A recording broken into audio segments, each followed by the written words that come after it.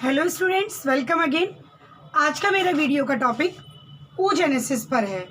Previous हम लोगों ने स्पर्मेटोजेनेसिस, स्पर्मायोजेनेसिस को डिटेल में पढ़ा, तो आज हम लोग पढ़ेंगे oogenesis means the production and maturation of ओवा। ठीक है, ये प्रोसेस आपकी oogenesis कहलाती है। प्रीवियसली हम लोगों ने देखा कि स्पर्म का प्रोडक्शन एंड जो उसका मैच्योरेशन है वो हमारा स्पर्मेटोजेनेसिस कहलाता था। ठीक है, तो यहाँ पे word indicate o means egg and genesis means origin. ठीक है, या फॉर्मेशन। तो अब आपका एग का फॉर्मेशन या हम बात करें एग का प्रोडक्शन आपका oogenesis कहलाता है। तो this oogenesis is fundamentally similar in all organisms but it is very complicated process then spermatogenesis. ठीक है, स्पर्मेटोजेनेसिस से ये कॉम्प्लिकेटेड होता है। तो यहाँ पे आप देखेंगे कि अनइक्वल डिवीज़न होगा। ठीक है, वहाँ पे जो डिवीज़न हो रहा था जो है माइटोटिक फेज में वो इक्वल हो रहा था, इक्वल 4 स्पर्मेटिड का फॉर्मेशन हो रहा था। आपका सेकेंडरी स्पर्मेटोसाइट से इक्वल, ठीक है, 4 आपके क्रोमेटिड का फॉर्मेशन हो रहा था। बट यहाँ पे हम लोग देखेंगे कि यहाँ पे जो साइटोप्लाज्म का डिवीज़न है वो इक्वल नहीं होगा। ठीक है, मीन्स जो हमारा न्यूक्लियर कंपोनेंट है, ठीक है, न्यूक्लियर कंपोनेंट तो हमारा इक्वली डिस्ट्रीब्यूट होगा बट हमारा साइटोप्लाज्मिक, ठीक है, साइटोप्लाज्मिक जो हमारा कंटेंट है, साइटोप्लाज्म जो हमारा है, ठीक है, ये हमारा इक्वली डिस्ट्रीब्यूट नहीं होगा इन oogenesis। ठीक, तो मैंने आपको प्रीवियस वीडियोस में भी मैंने आपको बताया कि जो हमारा स्पर्मेटोजेनेसिस oogenesis है, it is a kind of cell division. ठीक है, यहाँ पे आपका सेल डिवीज़न हो रहा है, चाहे आपका स्पर्मेटोजेनेसिस हो या आपका oogenesis हो। जो हमारा फर्स्ट फेज है दैट इज़ हमारा मियोटिक डिवीज़न। ठीक है, मियोसिस। ठीक, और मियोसिस के बाद जो हमारा दूसरा डिवीज़न होता है मियोसिस, हमारा रिडक्शनल डिवीज़न होता है। मीन्स वहाँ पे जो हमारे क्रोमोसोम होते हैं वो आधे रह जाते हैं। ठीक है, आधे आधे डिवाइड हो जाते हैं। और उसके बाद जो हमारा second meiotic division, second division हमारा जो है वो माइटोसिस होता है और वहाँ पे आपका इक्वल डिस्ट्रीब्यूशन होता है। ठीक, तो इस तरीके से हम लोग देखते हैं कि कैसे हमारा 2n इन नंबर से, ठीक है, हमारी डिप्लॉइड सेल से हैप्लॉइड सेल मीन्स आपका जो है ओवा और स्पर्म का फॉर्मेशन होता है। फिर नेक्स्ट चैप्टर में हम लोग फर्टिलाइजेशन पढ़ेंगे, जहाँ पे हम देखेंगे कि जो हमारे n इन नंबर, जो हमारे हाफ क्रोमोसोम रह गए हैं, ये दोनों सेल स्पर्म और ओवा जो है वो मिल करके फर्टिलाइज होंगे और फर्टिलाइजेशन के बाद वो एक एनिमल जो ऑर्गेनिज्म को डेवलप करेंगी। तो oogenesis को हम डिटेल में देखते हैं। तो सबसे पहले देखें, this is the typical structure of ovary. ठीक है, ओवरी का टीएस कट करके यहाँ पे आपको दिखाया गया है। तो जो हमारी ओवरी की कवरिंग होती है, ठीक है, वो भी आपकी ट्यूनिका एल्बुजिनिया ही कहलाती है। और टेस्टिस की कवरिंग, ठीक है, मीन्स एपिथेलियम के ठीक नीचे जो हमारी कवरिंग होती है उसको हम लोग ट्यूनिका एल्बुजिनिया कहते हैं। अब हम लोग बात करेंगे कि जो हमारी ओवा की ओरिजिन हुई है, ठीक है, या जो हमारे ओवा डेवलप होते हैं, तो the ovules are develop from germinal epithelium. ठीक है, तो जर्मिनल एपिथेलियम से ये हमारे ओव्यूल डेवलप होते हैं। और इस जर्मिनल एपिथेलियम में जो सेल्स हमारी थोड़ी बड़ी साइज की होती हैं, ठीक है, मीन्स जो लार्ज साइज की होती हैं, that large size cell are called primordial follicle. ठीक है, इनको हम लोग प्राइमोडियल फॉलिकल कहते हैं। अब इन प्राइमोडियल फॉलिकल से ही 1 बाय 1 करके आपका ओवरी का ओव्यूल का डेवलपमेंट होगा। और हम देखेंगे कि कैसे स्टेप बाय स्टेप, ठीक है, जो हमारे ये ओव्यूल्स हैं जो आगे की तरफ बढ़ रहे हैं, ठीक है, एक टाइम पर मीन्स ऑन केवल एक ओव्यूल। ठीक है, तो धीरे धीरे हमारे ये ओव्यूल आगे की तरफ बढ़ेगा और मैच्योरिटी की तरफ, ठीक है, ये इधर मैच्योरिटी की तरफ बढ़ रहा है। और जब भी इसकी साइकिल पूरी होती है ओवल्यूशन की, तो जो भी हमारा ये डेवलपिंग ओव्यूल होता है, ठीक है, वो हमारा ओव्यूल्यूट हो जाता है। ठीक, मीन्स जो है बाहर निकल जाता है अगर फर्टिलाइजेशन हमारा नहीं हुआ। जो ये हमारा ओवरी का स्ट्रोमा है, ठीक है, मीन्स जो अंदर का पूरा सरफेस है, it is divided into 2 part, outer side में कॉर्टेक्स और इनर साइड में मेड्यूला।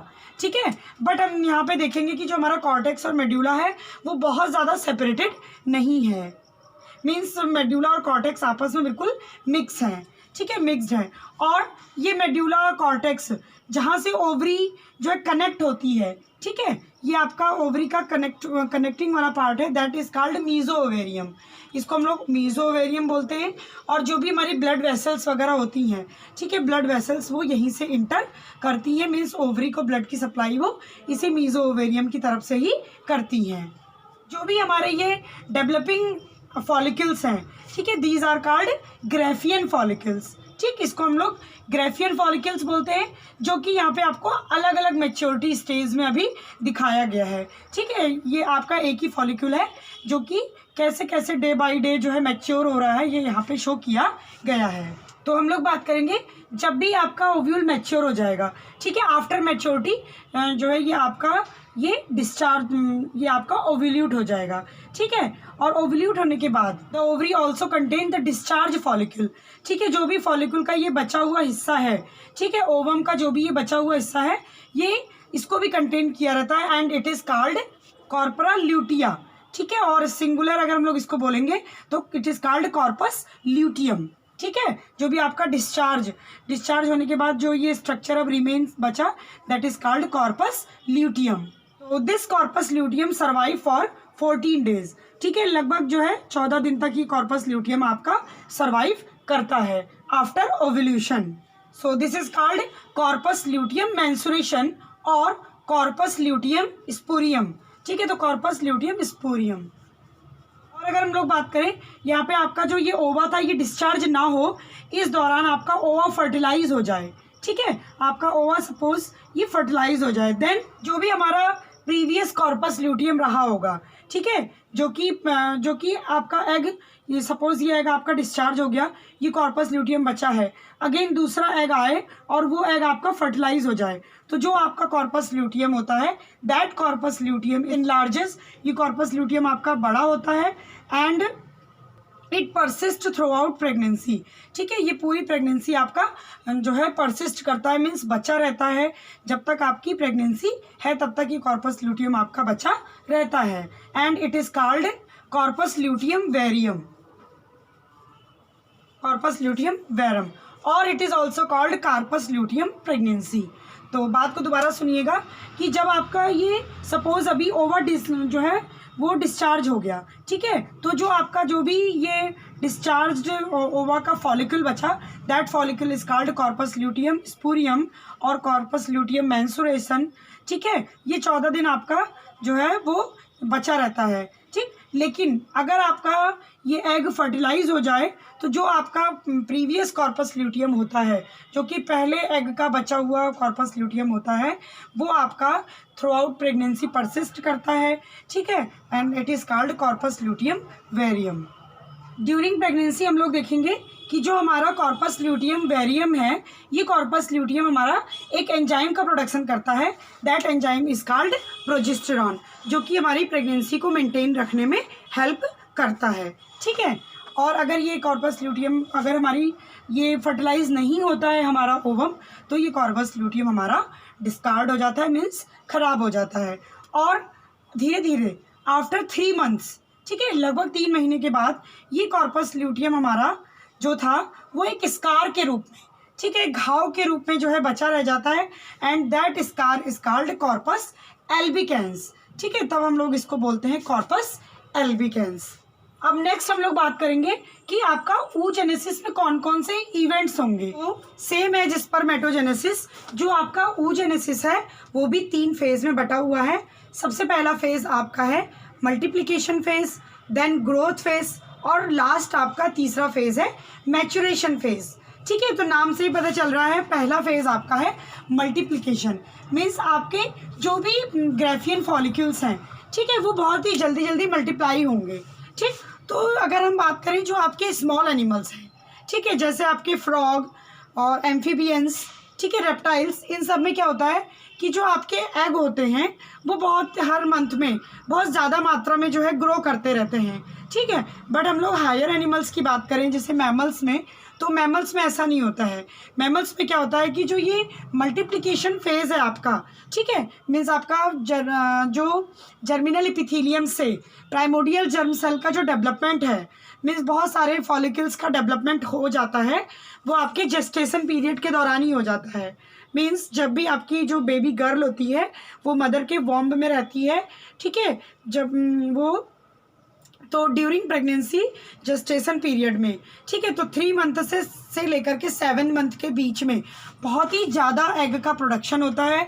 मीन्स आपका बहुत ही ज़्यादा ग्रेफियन फॉलिकल्स का वहाँ पे प्रोडक्शन एक साथ हो जाता है, ठीक है, जो कि आपके अभी हम आपको बताएंगे कि इनमें जो मियोटिक डिवीज़न होता है पहला, तो ये मियोटिक फर्स्ट जो मियोटिक डिवीज़न है वो इनमें हो चुका होता है और वो इसके डिप्लोटीन स्टेज में रुके रहते हैं टिल प्यूबर्टी, ठीक है, मीन्स 13 से 14 साल तक वो उसी स्टेज में जो है गर्ल चाइल्ड में रुके रहते हैं। आपके जो एग्स होते हैं, मीन्स जो फॉलिकल होते हैं उसी स्टेज में रुके रहते हैं और वो फिर धीरे धीरे 1 बाय 1 करके आफ्टर प्यूबर्टी 1 बाय 1 करके फिर वो डेवलप होते हैं, जैसा मैंने आपको प्रीवियस स्ट्रक्चर में दिखाया, ठीक है, कि कैसे आपके ओव्यूल्स डेवलप होकर के और फिर वो जो है ओवल्यूट हो जाएंगे अगर फर्टिलाइज नहीं हुए, ठीक है। तो that cycle is called menstruation cycle, जिसको हम फिजियोलॉजी में पढ़ेंगे।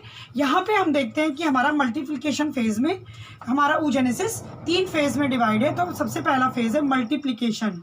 तो हम लोग बात करेंगे जो भी आपकी जर्मिनल एपिथेलियम की सेल थी, प्राइमोडियल सेल, जर्मिनल एपिथेलियम की जो सेल थी, जर्म सेल, वो आपके माइटोटिक डिवीज़न के दौरान, ठीक है, माइटोटिक डिवीज़न से जितनी भी आपकी सेल हैं वो डिप्लॉयड सेल हैं, 2n इन नंबर हैं और वो माइटोटिक डिवीज़न से जो है कई सारे जो है इस मदर सेल में कन्वर्ट हो जाती है, मीन्स कई सारी जो है सेल का डेवलपमेंट करती हैं। That cell is called oogonia और ये oogonia भी आपके 2n इन नंबर होते हैं, या हम लोग इसको जो है वो मदर सेल भी बोलते हैं, क्योंकि इन्हीं मदर सेल से आपका जो है एग का प्रोडक्शन होना है। जब भी आपका यहाँ पे मल्टीप्लिकेशन स्टॉप होगा, ठीक है, and that cells is called primary oogonia, ठीक है, हम लोग इसको प्राइमरी oogonia बोलेंगे and this primary oogonia is 2n in number.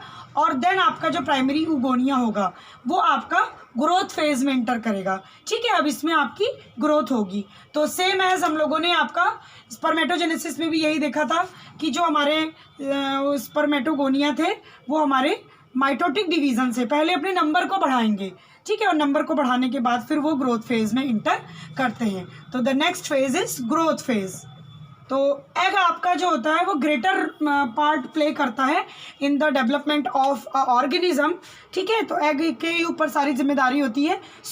हम देखेंगे आपका जो ग्रोथ फेज है, this growth phase is more important in oogenesis then spermatogenesis. Spermatogenesis की तुलना में यहाँ पे जो ग्रोथ फेज है वो बहुत ही ज़्यादा इम्पॉर्टेंट है ड्यूरिंग द ग्रोथ फेज, ठीक है। अलग अलग ऑर्गेनिज्म में आपका जो एग होता है उसका साइज़ अलग अलग तरीके से डेवलप होता है। जैसे फ्रॉग में किसी अलग साइज़ का एग डेवलप होगा, तो ये डिपेंड करेगा आपके की ऑर्गेनिज्म पर, ठीक है।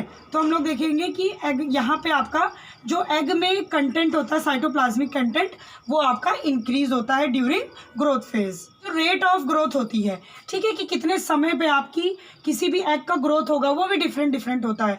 जैसे फॉर एग्जांपल हम लोग बात करें राना पिपिनिस में, तो राना पिपिनिस में लगभग 3 साल, ठीक है, ग्रोथ फेज मीन्स आपके एग की ग्रोथ होने में पूरे 3 साल का टाइम लगता है। और जबकि हैन की हम बात करें, आपकी जो गैलस होती है उसमें 6 से 14 दिन लगते हैं, ठीक है, 6 to 14 डेज। ये ग्रोथ फेज आपका डिवाइडेड होता है 2 फेज में। एक आपका प्री वाइटेलोजेनेसिस, ठीक है, प्री विटेलोजेनेसिस, और आपका दूसरा स्टेज है विटेलोजेनेसिस। तो विटेलोजेनेसिस का मतलब होता है आपका जो है कि प्रोडक्शन ऑफ योक, ठीक है, योक का प्रोडक्शन होना। एग के अंदर जो भी आपका योग का कंटेंट होता है, ठीक है, उसकी मात्रा यानी साइटोप्लाज्मिक जो कंटेंट होता है वो ग्रोथ फेज के दौरान ही एग को मिलता है।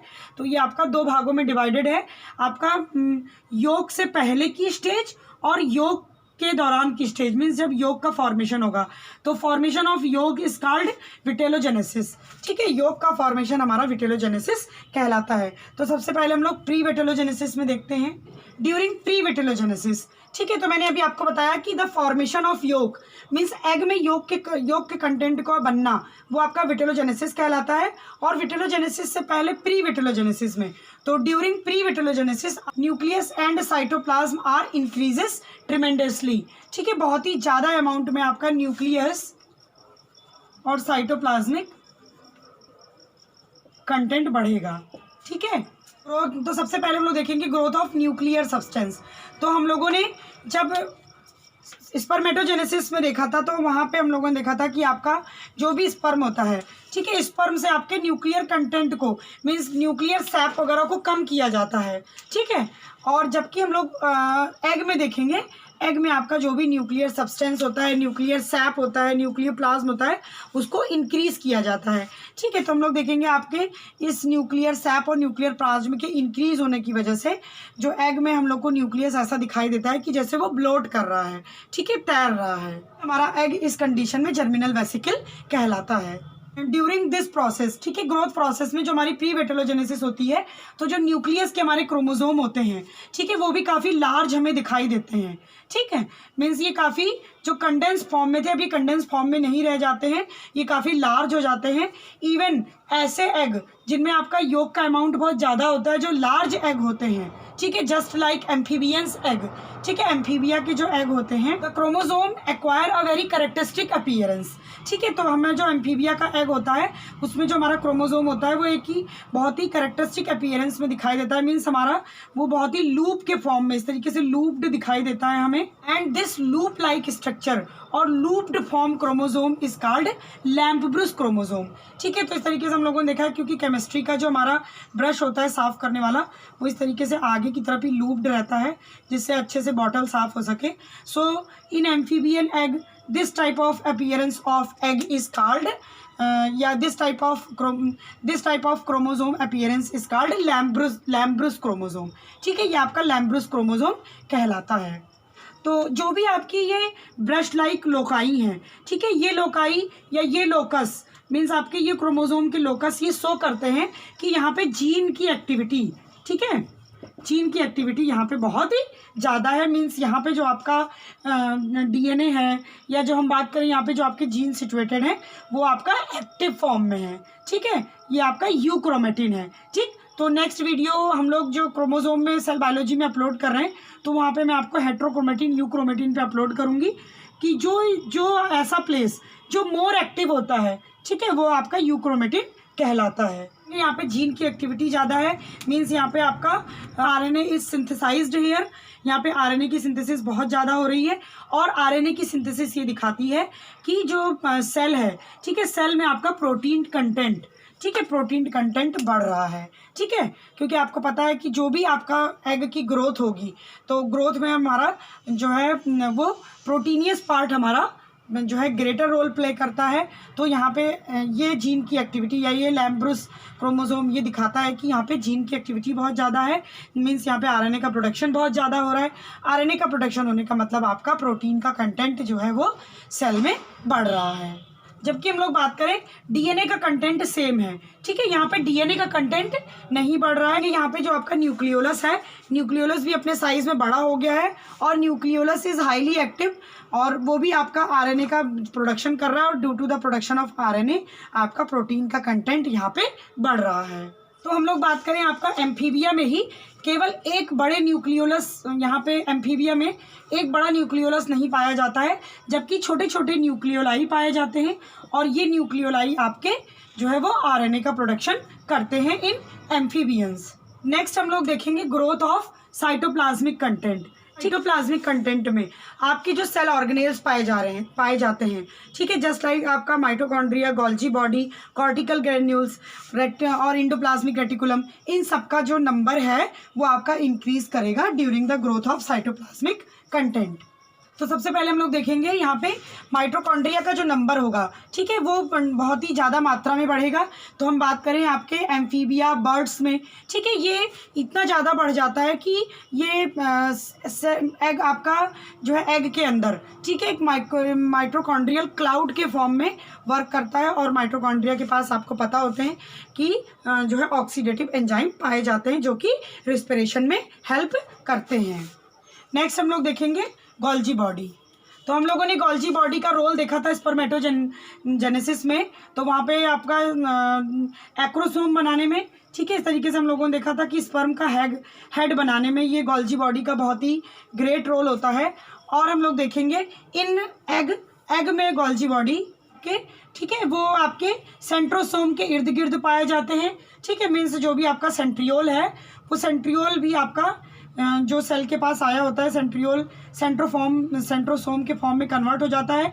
मीन्स ये भी डबल हो जाता है और 2 सेंट्रियोल मिलकर के सेंट्रोसोम बनाते हैं, और ये सेंट्रोसोम के इर्द गिर्द ही आपकी गोल्जी बॉडी अरेंज हो जाती है। कुछ स्पीसीज में आपकी जो ये गोल्जी बॉडी होती है, ये गोल्जी बॉडी कॉर्टिकल ग्रेन्यूल्स, ठीक है, एक ग्रेनुलर स्ट्रक्चर में बदल जाती हैं, and that granular structure is called cortical granule. तो ये कॉर्टिकल ग्रेन्यूल आपके जो भी आपकी ये प्लाज्मा मेम्ब्रेन होती है, उसके किनारे किनारे इस तरीके से अरेंज हो जाते हैं, ठीक है। ये कॉर्टिकल ग्रेन्यूल स्पेशली हम लोग बात करें तो इन मैमल्स ये आपके किनारे किनारे इस तरीके से अरेंज हो जाते हैं, and they contain the acid mucopolysaccharide, ठीक है। इसमें एक एसिड भरा होता है, दैट इज कॉल्ड म्यूकोपॉलीसेकेराइड। तो हम लोग देखेंगे इसका एक बहुत ही ग्रेट रोल होता है ड्यूरिंग फर्टिलाइजेशन, क्योंकि ये जो म्यूकोपॉलीसेकेराइड होता है, ठीक है, ये कॉर्टिकल ग्रेन्यूल से रिलीज होकर के और एक फर्टिलाइजेशन मेम्ब्रेन का फॉर्मेशन कर देता है, ठीक है। ये एग के चारों तरफ एक इस तरीके से मेम्ब्रेन का फॉर्मेशन कर देगा, that membrane is called fertilization membrane. तो इस फर्टिलाइजेशन मेम्ब्रेन का फॉर्मेशन होने का एक बहुत ही ग्रेट सिग्निफिकेंस होता है कि कोई दूसरे स्पर्मेटोजोआ अब आकर के इसको फ्यूज़ नहीं कर पाएंगे। मीन्स केवल एक स्पर्मेटोजोआ ही एक एगो को फ्यूज़ करेगा। तो हम लोग बात करें आपके ये कॉर्टिकल ग्रेन्यूल पाए जाते हैं sea urchin, frog, fishes, bivalve mollusca, annelids में, ठीक है, और कुछ मैमल्स, हैमस्टर, रैबिट और मैन में पाया जाता है। बट ये कॉर्टिकल ग्रेन्यूल आपके पूरी तरीके से अब्सेंट होते हैं urodeles, amphibia, insect, bird, rat, guinea pig, ठीक है। तो ये आपके, और बात करें तो आपके गैस्ट्रोपोड मोलस्का में ये टोटली अब्सेंट होते हैं। तो इसको आप लोग नोट डाउन कर लीजिएगा, ये आपका अब्सेंट वाला है जिनमें कॉर्टिकल ग्रेन्यूल नहीं पाए जाते हैं, और ये 2 लाइन आपकी नीचे वाली है जिनमें कॉर्टिकल ग्रेन्यूल पाए जाते हैं, जिसमें आपका सबसे ज़्यादा जो इम्पॉर्टेंट है वो है गुनिया पिग, इसमें पूछा जाता है, ठीक है। नेक्स्ट है हमारा विटेलोजेनेसिस। आपके एग में योग कंटेंट का अपीयरेंस होगा, मीन्स योग का फॉर्मेशन होगा during vitellogenesis. The formation of yolk takes place in the modified mitochondria in amphibia और फिशेस। जबकि हम लोग अदर वर्टिब्रेट्स की बात करें, ठीक है, एक्सेप्ट जो भी और वर्टिब्रेट आपके हैं, तो योग का फॉर्मेशन आपका oocyte में ना हो करके, मीन्स एग में ना हो करके, वो योग का फॉर्मेशन आपका लीवर में होता है, ठीक है। जो भी आपकी फीमेल होगी, फीमेल के लीवर में, ठीक है, योग का फॉर्मेशन होगा इन अदर वर्टिब्रेट्स, ठीक है, बाकी के वर्टिब्रेट्स में। तो जो भी आपका योग होगा, ठीक है, वो आपका ब्लड स्ट्रीम से बह करके वो oocyte के अंदर प्रिजर्व कर दिया जाएगा। तो अब हम लोग देखेंगे the final last stage in oogenesis is maturation phase. तो बिल्कुल सिंपल है, जैसा स्ट्रक्चर हम लोगों ने बिल्कुल स्पर्मेटोजेनेसिस में देखा था वैसे ही यहाँ पे होगा। तो सबसे पहला फेज आपका था मल्टीप्लिकेशन फेज में। तो मल्टीप्लिकेशन फेज में हमारे जो भी हमारे क्रोमोसोम, जो भी हमारा ये सेल था, ठीक है, ये सेल हमारा माइटोटिक डिवीजन से बिल्कुल इक्वली डिस्ट्रीब्यूट, इसमें जो क्रोमोसोम है वो बिल्कुल इक्वली डिस्ट्रीब्यूट होंगे। मीन्स अभी ये 2n इन नंबर है, तो ये भी 2n इन नंबर है, ये भी 2n इन नंबर है, ठीक है। तो मल्टीप्लिकेशन फेज में ये अपने नंबर को मल्टीप्लाई करेंगे, अपनी संख्या को बढ़ाएंगे, ठीक है। तो ये हमारे ऊगोनिया कहलाते हैं, ठीक है। ये हम लोग इसको जो है वो मदर सेल भी बोलते हैं, ठीक। ये आपके ऊगोनिया देन इंटर करेंगे ग्रोथ फेज में, ठीक है। और ग्रोथ फेज के दौरान ये आपके जो प्राइमरी ऊगोनिया थे, ठीक है, मीन्स जो आपके प्राइमरी oocyte थे, ये प्राइमरी oocyte अपने जो है अपने साइज को बड़ा करेगा, जो कि अभी हम लोगों ने ग्रोथ फेज में पढ़ा कि प्री विटेलोजेनेसिस और वेटेलोजेनेसिस में, ठीक है। मीन्स आपका प्री वेटेलोजेनेसिस के दौरान जो भी आपका न्यूक्लियर कंपोनेंट था बढ़ेगा, साइटोप्लाज्मिक कंपोनेंट बढ़ेगा, और वेटेलोजेनेसिस के दौरान यहाँ पे योग का अमाउंट बढ़ जाएगा, जिस योग का उपयोग जो है जो भी आपका डेवलपिंग एम्ब्रियो होगा वो भोजन के रूप में करता है, ठीक है, फूड के रूप में करता है। इस योग का जो है यूज वो फूड के रूप में करता है। अब आपका जो ये प्राइमरी oocyte है ये अभी 2 in नंबर है। नाउ फर्स्ट मियोसिस, ठीक है, फर्स्ट मियोसिस टेक्स प्लेस। आपका जो भी यहाँ पे डिवीज़न होगा, सेल डिवीज़न होगा, वो पहली मियोसिस होगी। और आपको पता है कि मियोसिस के दौरान जो भी आपके क्रोमोसोम होते हैं वो हाफ इन नंबर हो जाते हैं, ठीक है। तो अभी तक आप लोगों ने देखा कि सेल में 2 क्रोमोसोम पाए जा रहे थे इस तरीके से। तो अब ये जो 2 क्रोमोसोम होंगे, एक क्रोमोसोम एक सेल में और दूसरा क्रोमोसोम दूसरी सेल में चला जाएगा, ठीक है। मीन्स यहाँ पे रिडक्शनल डिवीज़न हो गया। अब आपका जो यहाँ पे जो साइटोप्लाज्मिक अमाउंट था, ठीक है, सेल डिवीज़न के दौरान आपका कैरियोकाइनेसिस और साइटोकाइनेसिस होती है। तो कैरियोकाइनेसिस मीन्स न्यूक्लियस का डिवीज़न, साइटोकाइनेसिस का मतलब साइटोप्लाज्मिक कंटेंट का डिवीज़न। तो आपका जो साइटोप्लाज्म होगा वो अनइक्वली डिस्ट्रीब्यूट होगा, ठीक है। मीन्स एक सेल आपकी जो है वो काफ़ी बड़ी होगी और दूसरी सेल आपकी काफ़ी छोटी होगी, जिसको हम लोग प्राइमरी पोलर बॉडी कहते हैं, फर्स्ट पोलर बॉडी। और दूसरा आपका सेकेंडरी oocyte का डेवलपमेंट होगा। अगेन आपका जो सेकेंडरी oocyte है, ठीक है, सेकेंडरी oocyte और जो आपकी फर्स्ट पोलर बॉडी थी, तो फर्स्ट पोलर बॉडी से अगेन आपका यहाँ पे माइटोटिक डिवीज़न होगा और यहाँ पे 2 पोलर बॉडी का फॉर्मेशन होगा।